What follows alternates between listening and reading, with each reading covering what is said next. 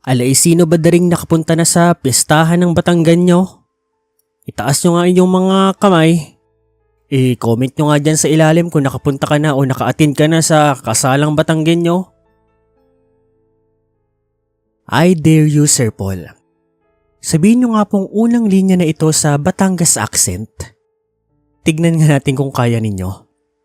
Anyway, tungkol kasi dito ang kwentong ibabahagi ko. I'm sure sa Dear Sir Paul ito maipapasama kasi maikli lang po ito. Tungkol kasi ito sa kasalang pinuntahan namin ng asawa ko taong 1999. Siyempre sa Batangas nga po. By the way, ako po pala si Lolita. At ang asawa ko naman po is si Manny. Noong mga time po na yan, mag-boyfriend-girlfriend pa lang po kami. Ngayon kasi may mga anak na po kami. Pero hindi na importante yun. Ang importante ay yung pagkikentuhan po natin noong panahon nga po na iyon. One time po kasi noon, habang nasa mall kami ni Manny, may nakasalubong po siya. At nagulat ako dahil yung nakasalubong po niya ay sobrang close na close niya. Gulat na gulat nga rin si Manny noon kasi natagal niya na raw itong hindi nakikita. Kababata niya raw ito doon sa Batangas. Sila kasi ng family niya. Lumipat daw kasi ng Maynila mula Batangas noong nagbibinata na siya. Kaya yung kaibigan niya raw na iyon, matagal niya na raw talagang hindi nakikita. Tawagin na lang po nating Oscar ang kaibigan niyang iyon. Kaidaran niya po ito. At sa totoo lang nung nagkita sila kahit matagal na po silang hindi nagkakasama, para bang close na close pa rin sila. Ang tagal na nating hindi nagkita, Manny. Buti nakita kita. Oo nga, Oscar. Siya nga pala. Pare, girlfriend ko si Lolita. Hi, kamusta ka? Pare, alam ko matagal na tayo hindi nagkita pero hindi ko napapalampasin ang pagkakataon na ito. Ikakasal lang kasi ako. Punta kayo. Sige na. Alam ko malayo pero sana makapunta kayo. Noong mga panahon po na iyon, hindi na po nakatanggi pa si Manny. Marami daw kasi talaga silang pinagsamahan ni Oscar noong binata pa raw sila. At kung social media nga daw noong mga panahon na iyon panigurado, hindi raw talaga sila mawawalan ng komunikasyon noon. Kaso kahit noong mga panahon na iyon wala pa pong masyadong telepono. At kung meron man yung mga mayaman lang po ang meron. Dahil po doon, pumayag po si Manny kay Oscar. A-attend nga po kami ni Manny sa kasal po ni Oscar. At magaganap yun 2 linggo lang po matapos ng pagkikita na yon. Ako naman wala namang problema sa akin. Nataon na wala rin naman akong pasok noon sa trabaho kasi holiday po tinapat At isa pa may kotse rin naman po si Manny. At nasa tamang edad na rin naman po kami noong mga panahon na iyon. Kaya walang problema kahit saan pa kami magpunta. Ako natuwa noon kasi baka ako doon. Matauhan na si Manny at baka ayaan niya na ako magpakasal noon. Lumipas po ang mga araw.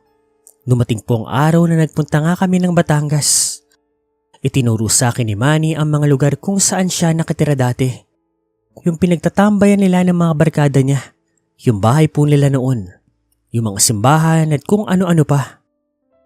By the way, taga Rosario, Batangas po pala sila. Sa medyo liblib po na bahagi ng Rosario. Sa medyo mabundok na po. Maganda at presko po ang lugar nila.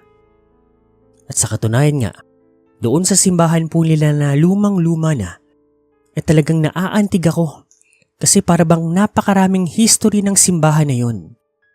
Actually, napaka-intimate lang din ang naging kasal po ni Oscar pati ng asawa niya.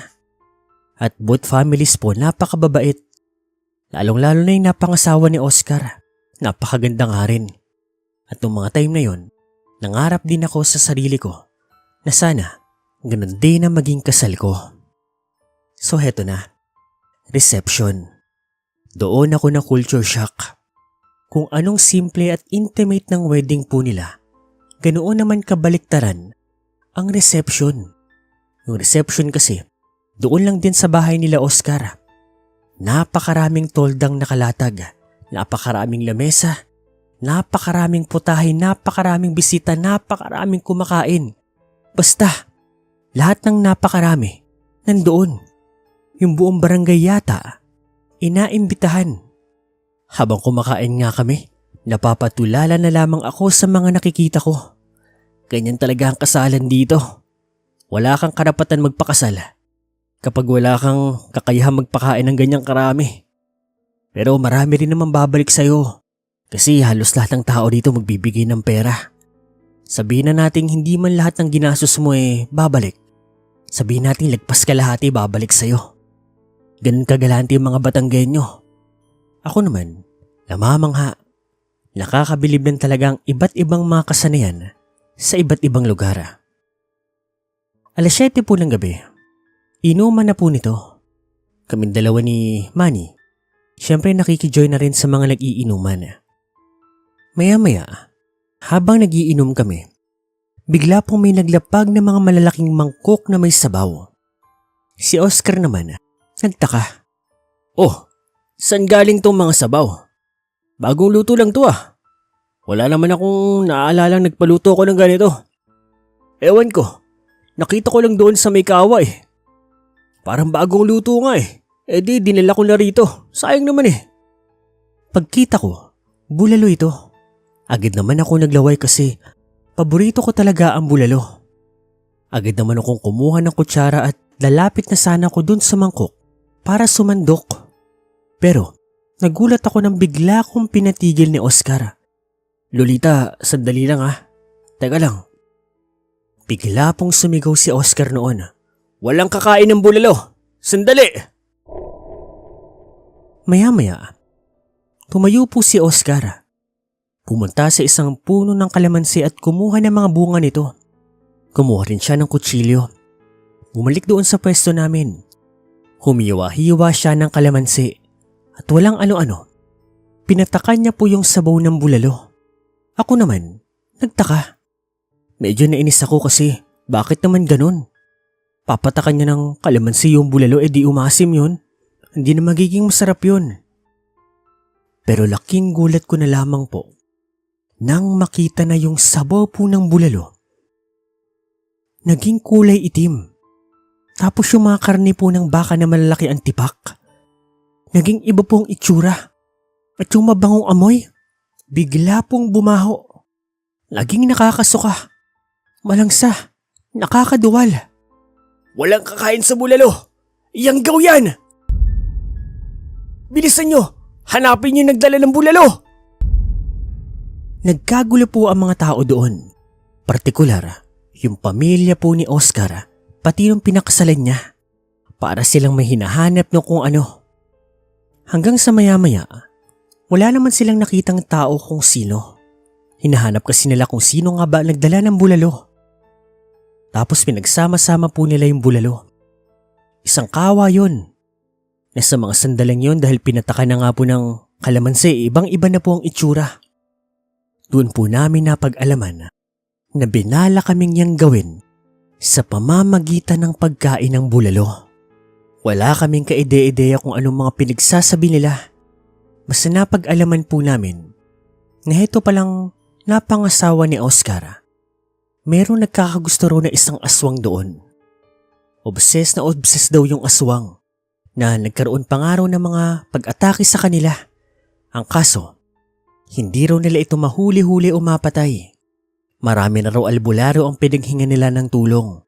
Ang kaso, masyadong mailap yung aswang na yon. Hanggang sa yun na nga, nagpakasal pa rin sila. At mukhang hanggang kasal nga, hindi pa rin daw sila tinatantanan nung aswang na nagkagusto doon sa napangasawa ni Oscar. Buti nga noong gabing yon, wala na pong nangyaring kababalaghan pa. Nakakatakot kasi baka mamaya bigla na lamang maggulo yung aswang. At alam niyo ba, natigil lang daw po yung panggugulo ng aswang doon sa asawa ni Oscar noong lumipat na sila ng Maynila.